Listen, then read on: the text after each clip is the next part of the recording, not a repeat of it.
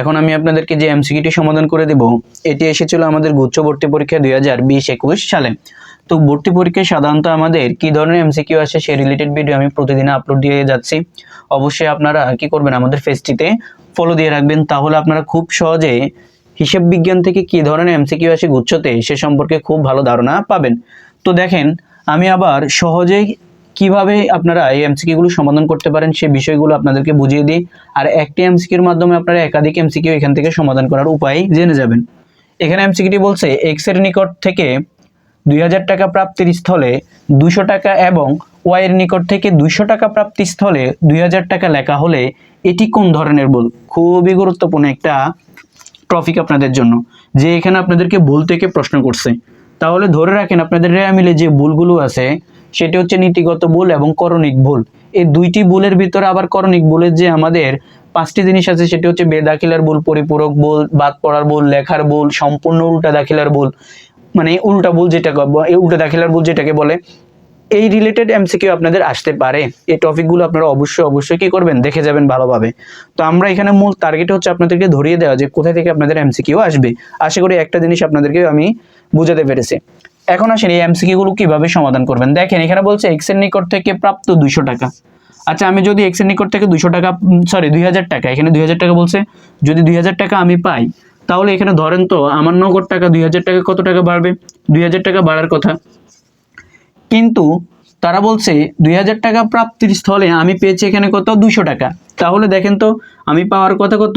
2000 টাকা। তাহলে আমি পেয়েছি কত? 200 টাকা। তাহলে আমাদের ডেবিট ব্যালেন্সে কত টাকা কম দেখাচ্ছে? এখানে কম দেখাচ্ছে আমাদের এখানে 1800 টাকা। আশা করি এতটুকু পর্যন্ত বোঝাতে পেরেছি। এবার দেখেন কি বলছে, ওয়াই এর নিকট থেকে 200 টাকা প্রাপ্তির স্থলে আমি 2000 টাকা লেখা হলে এটি কোন ধরনের ভুল? আমি এখানে ওয়াই এর নিকট থেকে পাই কত? ওয়াই এর নিকট থেকে পাই 200 টাকা। তাহলে দেখেন তো, ওয়াই এর নিকট থেকে, এটা হচ্ছে এক্স এর, আর আমি ওয়াই এর নিকট থেকে পাই 200 টাকা। তাহলে আমার কাছে নগদ আসবে কত? 200 টাকা। তাহলে আমি তার থেকে 200 টাকা প্রাপ্তির স্থলে কত টাকা লিখলাম? আমি এখানে লিখে ফেললাম এখানে 2000 টাকা। তাহলে দেখেন আমি এখানে বেশি লিখছি কত? 1800 টাকা। আবার এখানে 1800 টাকা, আবার এখানে আমি কম লিখছি কত? 1800 টাকা। তাহলে রেয়া মিলে কি কোনো প্রকার ভুল ধরা পড়বে? না, কোনো প্রকার ভুল ধরা পড়বে না। কেন ধরা পড়বে না? কারণ আপনি তো এখানে 1800 টাকা কম লিখে ফেলছেন, আবার এইদিকে 1800 টাকা বেশি লিখে ফেলছেন। তাহলে প্লাসে মাইনাসে দেখবেন যে জিরো। দিন শেষে আপনার রেয়া মিলটা মিলে যাবে। এই যে রেয়া মিল মিলে যাবে, কিন্তু আপনি ভুলটা ধরতে পারবেন না। এই ভুলগুলোকে আমরা সাধারণত বলে থাকি রেয়া মিলের ভুল। এখন প্রশ্ন হচ্ছে, এটা কি ধরনের ভুল? এটা কি নীতিগত ভুল, নাকি বেদাখিলার ভুল, নাকি লেখার ভুল, নাকি পরিপূরক ভুল? দেখেন, আমরা এক্স এর যে টাকাটা আমার এখানে 1800 টাকা প্লাস করার কথা ছিল, এটাকে প্লাস না করে ওয়াই এর থেকে যে আমি 200 টাকা পাওয়ার কথা ছিল সেখানে আমি 1800 টাকা প্লাস করে ফেলছি। তাহলে একদিকের ভুল ধারা অন্য দিকের ভুলটাকে আমি এখানে কি করে ফেলছি? পূরণ করে ফেলছি। এই যে আমাদের একদিকের ভুলের মাধ্যমে আমরা অন্যদিকের ভুলটাকে পূরণ করে ফেলছি, এটাকে আমাদের বলা হবে পরিপূরক ভুল। অর্থাৎ একটি ভুলের মাধ্যমে অপর একটি ভুল যদি আমরা পূরণ করে ফেলি, তাহলে দেখবেন যে এটাকে আমরা পরিপূরক ভুল বলে থাকি। তো আশা করি আমি আপনাদেরকে এই বিষয়টি বোঝাতে পেরেছি। আমাদের এখানে আনসার হবে কি? বি নাম্বারটি।